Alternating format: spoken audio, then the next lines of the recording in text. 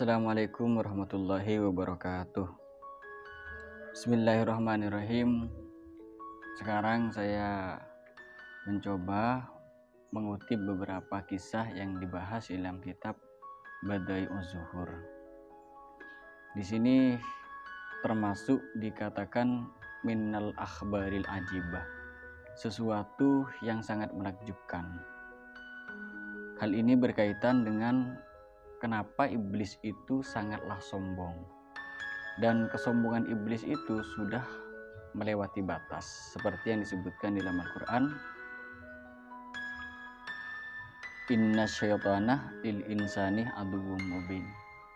Sesungguhnya setan itu bagi manusia adalah musuh yang benar-benar nyata.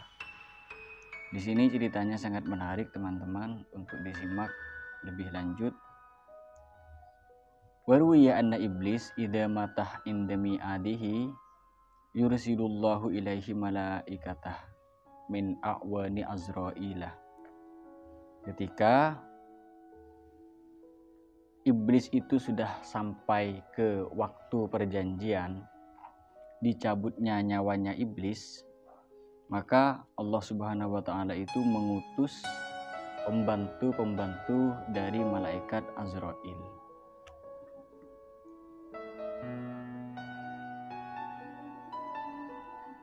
Liyak bidu alaihi li ajli qabdi ruhihi, yang tujuannya untuk mencabut nyawa iblis, laknatullah. Fayanhazimu iblis. Kemudian iblis ini kabur ke semua tempat di daratan maupun di lautan, dikejar oleh para malaikat yang membantu malaikat Israel untuk mencabut nyawanya iblis. Kemudian falam yajid lahu malja'an. Iblis ini tidak mempunyai tempat lagi karena dikepung oleh para malaikat. Mungkin saya imajinasikan seperti itu. Terjadi pengepungan oleh para malaikat ketika mengejar iblis, sehingga iblis ini tidak mempunyai tempat berlari, tidak mempunyai tempat yang mau dijadikan tempat sembunyi dari para malaikat, sehingga sampai ke satu tempat yang ternyata tempat itu adalah kuburannya Nabi Adam alaihissalam.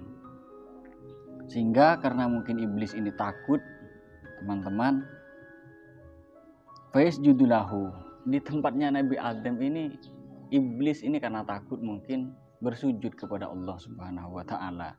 Fayuqaluh innallaha ta'ala aghlaqahu babat taubati. Kemudian dikatakan kepada iblis, iblis, kamu itu sudah enggak ada gunanya untuk bertaubat kepada Allah, bersujud kepada Allah itu sudah enggak ada gunanya sekarang, karena pintu taubat sudah ditutup. Jadi enggak ada gunanya kamu sudah bersujud kepada Allah. Falam yuqbal minkah, apapun yang kamu lakukan di sini, bersujud seperti apapun kamu di sini kepada Allah, kamu sudah tidak akan diterima taubatnya, karena pintu taubat sudah tertutup. Fayatahaqqaqu adamal qubuli fayaquluh tajahulan. Dikatakan kepada iblis kalau memang taubatnya sudah benar-benar tidak akan diterima. Kemudian iblis ini dalam keadaan bodoh, tajahulan, ini berkata, seandainya saya tahu kalau tempat ini adalah kuburannya Nabi Adam, saya tidak akan mampir ke tempat ini dan saya tidak akan bersujud kepada Adam. Itu saking sombongnya iblis, dalam keadaan dia terjebak pun dia masih mengatakan sesuatu yang angkuh. Jadi iblis ini dikatakan tajahulan, goblok, bodoh di dalam menyifati dirinya, sehingga dia tidak sadar kalau dia sedang melakukan sesuatu yang bodoh. Wasajadtu fatukbidu alaihil malaikatuh wa yubbidu azrailu ruhahu asyaddal qabdi.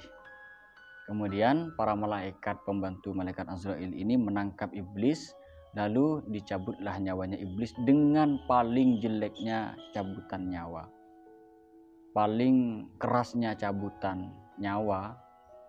Ketika malaikat Azrail mencabut nyawa itu tidak ada yang lebih keras daripada iblis, saking bandelnya iblis. Waruya annahu idza kana yaumal qiyamati wa sura ahlul jannati. Ini ada cerita lagi yang menarik. Suatu saat ketika Allah Subhanahu wa taala telah memasukkan orang beriman ke surga dan telah memasukkan orang-orang yang kufur kepada Allah ke neraka, Allah Subhanahu wa taala itu mengeluarkan iblis dari neraka fi kulli mi'ati alfin, dalam 100.000 tahun satu kali. Kemudian Nabi Adam juga dikeluarkan, wa yakhruju Adamu minal jannati. Dan Adam juga dikeluarkan dari surga selama satu kali dalam 100.000 tahun. Kemudian wa ya'murullahu iblisah ayyasjuda li Adam. Kemudian Allah itu memerintahkan iblis untuk bersujud ke Nabi Adam. Ternyata iblis ini tetap tidak mau. Fayaba iblisu andalika. Iblis tetap menolak untuk bersujud kepada Nabi Adam alaihissalam. Fayurudduhullahu ilan nari wa yuruddu Adamu ilal jannati. Kemudian iblis dikembalikan ke neraka dan Nabi Adam alaihissalam dikembalikan ke surga. Ini kenapa iblis ini sangat angkuh dan sangat sombong. Sehingga dalam keadaan dia sudah disiksa selama 100.000 tahun di neraka, dia tetap untuk tidak bersujud kepada Nabi Adam alaihissalam. Ini ada kaitannya dengan prinsip, teman-teman. Ketika kita sudah mempunyai prinsip yang salah, mengatakan saya tidak akan pernah meninggalkanmu apapun yang terjadi, toh ternyata orang yang kita cintai misalnya menikah dengan orang lain, apakah kita mau memegang prinsip itu? Dan ternyata prinsip itu salah. Agama tidak menganjurkan kita untuk berpegang teguh terhadap itu. Berpegang teguhlah kepada apa yang ditakdirkan oleh Allah. Sehingga kata yang lebih baik misalnya, saya akan menunggumu selama itu ditakdirkan oleh Allah. Nah, itu bagus. Jadi hati-hati dengan prinsip. Karena prinsipnya iblis ini tidak mau bersujud kepada Adam alaihissalam. Toh diancam pun, diletakkan di neraka selama 100.000 tahun, dia tetap tidak mau bersujud ke Nabi Adam. Kemudian ada lagi cerita dari Nabi Musa alaihissalam. Suatu saat iblis ini mendatangi Nabi Musa alaihissalam, Musa bin Imran alaihissalam. Wa qala lahu. Kemudian iblis ini berkata kepada Nabiullah Musa alaihissalam. Katanya iblis, najaita rabbaka fashfa'li indahu warsilhu halli indahu min taubatin idza tubtu. Wahai Nabi Adam, wahai Nabi Musa, katanya iblis, bermunajatlah kamu kepada Allah dan bertanyalah kepada Allah, apakah masih ada pintu taubat untuk saya, katanya iblis. Kemudian Nabi Musa alaihissalam itu bermunajat kepada Allah, lalu Allah berfirman,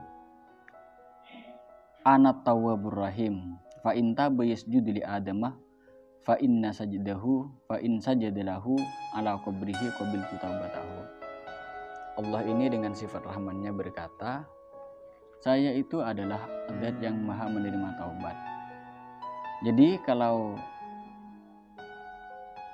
iblis mau bertaubat, mau bersujud kepada kuburannya Nabi Adam, maka akan saya terima taubatnya. Jadi firman-Nya Allah, saking luasnya rahmat Allah dan maha menerima taubat, bahkan iblis pun mau diterima asalkan iblis mau bersujud ke kuburannya Nabi Adam, karena Nabi Adam sudah meninggal, sudah wafat. Akhirnya iblis ini datang lagi kepada Nabi Musa. Wahai Nabi Musa, ini bagaimana, saya ada peluang taubat atau tidak? Kemudian katanya Nabi Musa, kalau kamu mau bersujud kepada kuburannya Nabi Adam, maka Allah akan menerima taubatmu. Ternyata iblis ini menjawab dengan sombongnya. Dalam keadaan hidup saja saya diperintah untuk bersujud kepada Nabi Adam, saya tidak mau. Apalagi Nabi Adam sudah wafat, sudah meninggal, malah disuruh sujud ke kuburannya Nabi Adam. Jelas saya lebih tidak mau lagi. Karena Nabi Adam khalaqtahu min tin. Nabi Adam diciptakan dari tanah. sementara iblis diciptakan dari api. Bagaimana mungkin makhluk yang diciptakan dari api mau bersujud kepada makhluk yang diciptakan dari tanah? Ini benar perkataannya iblis. Memang benar iblis itu diciptakan dari api dan Nabi Adam diciptakan dari tanah.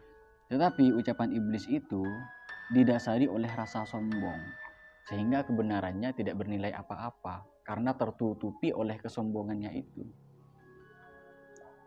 Jadi jangan katakan kulil haqqoh walau kana murran. Katakanlah kebenaran meskipun itu pahit. Iya, boleh.